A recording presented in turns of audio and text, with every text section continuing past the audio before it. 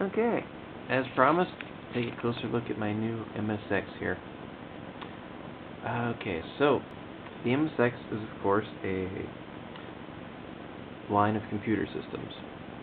Today, it kind of looks like an old word processor, but it is a fully functioning computer. Just, really old technology here. And the MSX Standard, well, there was the MSX, and the MSX2, the 2 Plus, and finally the Turbo-R. Which, if you want to get into the real technical details, just look them up online. There's tons of info on that. But yeah, so the MSX Standard was used, and it was created by Microsoft, I believe. And quite a few companies made their own MSX computers. Sony, Hitachi, Panasonic. Just about everyone, really. Even Casio had them, and yeah. But as the years went on, they kept upgrading the standard. But finally, when it got up to like 1990, most companies had realized the MSX days were over, and it was time to, do something new or develop their own systems. Like NEC went on to make like the PC, their PC-88, PC-9. Actually, I'm not sure if NEC ever actually made an MSX. But whatever, that's not important. But no, I don't think they did. Either way, most of the companies then moved on and did other stuff. Panasonic, though, stayed with the MSX Standard and made the Turbo-R, which they're the only company that made Turbo-R systems, and they released publicly two models, the A1ST and the A1GT. This is the ST here, which is technically the cheaper model. There's not a whole lot of differences between them. The main difference is that the ST comes equipped with 256K of RAM, while the GT came with 512K of RAM. Though, to be honest, there aren't a whole lot of commercial programs that actually take advantage of that extra RAM, and the ST here is perfectly capable of being upgraded. You can easily upgrade these to the 512, which I might do at some point just for fun, but in truth, I probably don't really need to, because there aren't really any games commercially released games that take advantage of that stuff. There are quite a few games that do require the Turbo-R hardware, but in truth, the majority of them are graphic remakes of older MSX games. Like the Zack series, for example, they have specific Turbo versions that require the Turbo-R hardware, but they all work on a standard Turbo-R. So the GT is cool, and it's got a nice little black logo, but the ST is what I could find, and it's still a wonderful computer. And you can pretty much play almost any MSX game on it, except with the real oddities like the Laserdisc games. But also, surprisingly, you cannot play MSX tapes on these. Probably since it was like 1990, Panasonic realized that, no one would want to connect an old tape drive and hook up their old MSX cassettes that take about, 20 minutes to load on their screaming Turbo-R machines. So, yeah, you can't play the old cassette games. They do not have the connector to plug in the tape drive. But everything else you can pretty much play straight out of the box. One reason I like these is things like the MSX Music FM chip upgrade. All those are built into it. So you don't really have to worry about getting RAM upgrade carts or the music carts or any of that nonsense. Pretty much any cartridge you can just plug in and play, and any floppy you can plug in and play. Of course, there's always a few exceptions, but in general, get one of these and you're pretty much all set.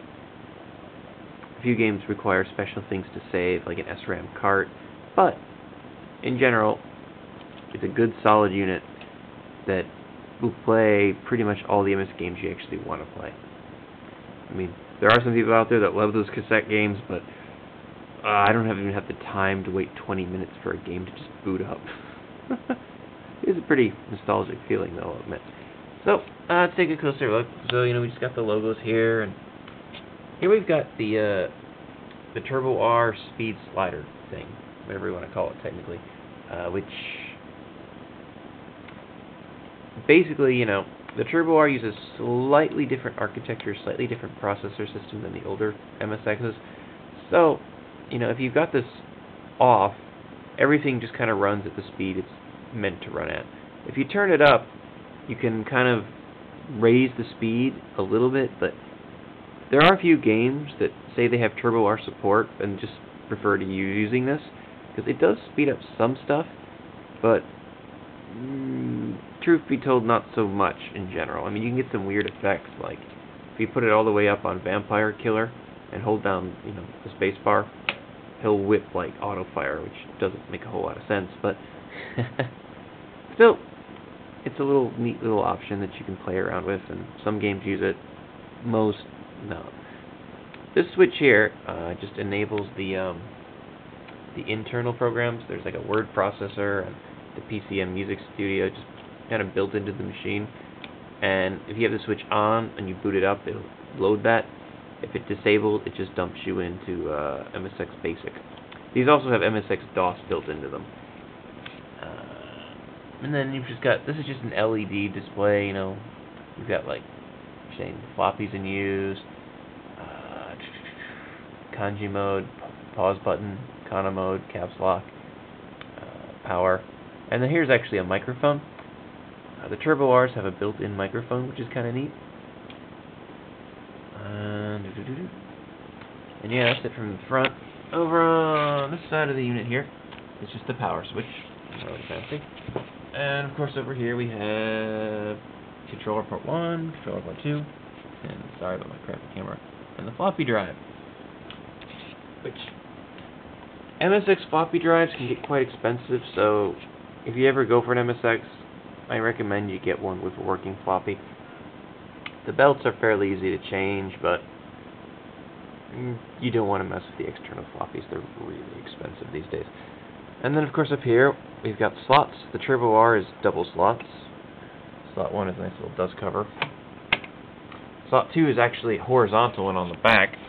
So, again, on the back here, pretty simple, but we got power. This is slot 2. Then we've got the printer port, which is something I will never use. Then there's the jack for the RF switch and the channel selector. Then we've got composite video out and the RCA audio out. MSX is only mono. Well, the sound did get better, and the Turbo-R had some nice PCM support. It's still a mono-only system. They never got a stereo upgrade. Then you got the RGB out. And finally, you actually have S-Video out. One thing I love about the Turbo-Rs is that they have actual S-Video, which is a nice compromise when you don't have a 15 kilohertz compatible monitor around.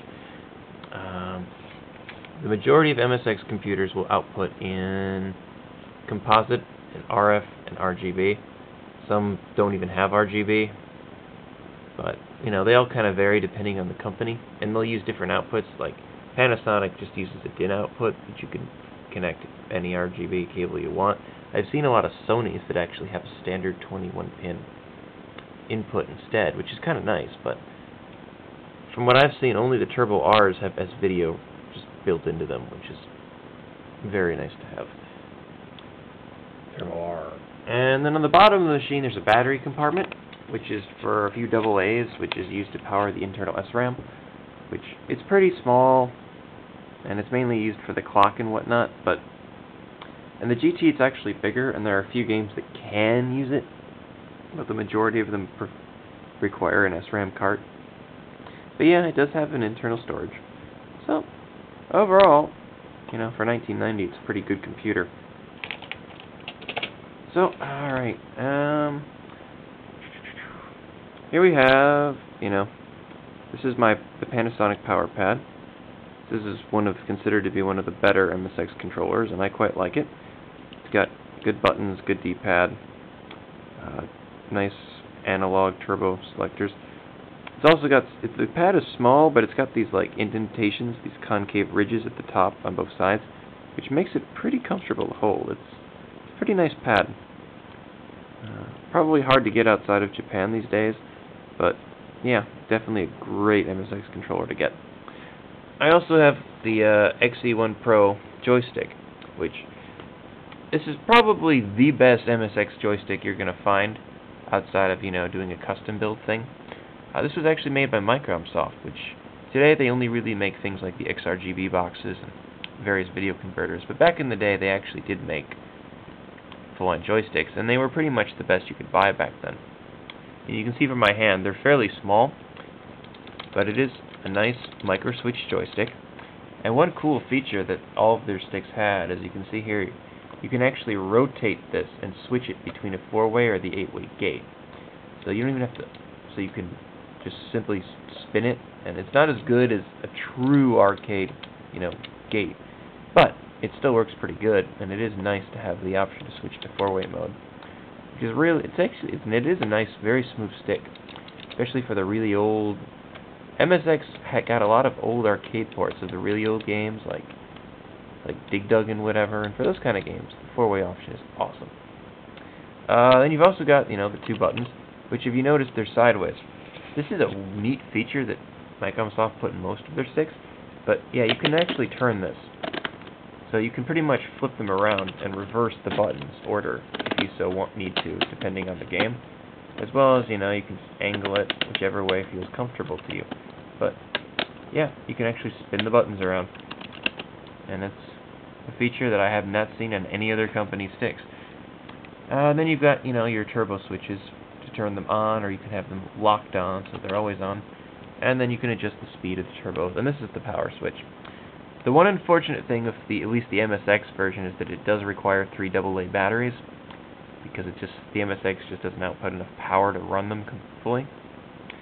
And from my experience with this baby, it gets about 5 to 6 hours on a new set. So I definitely want some rechargeable batteries, but it is a wonderful stick. So, probably hard to get outside of Japan, but they are pretty cheap if you can find them. So, in Japan at least. Alright, so there's the pile of software I have, which I'll get into, and this is going to be a 2-parter. So, just, turn this thing on. So I'm going to start with the default programs on, just to see it boot up with them in there.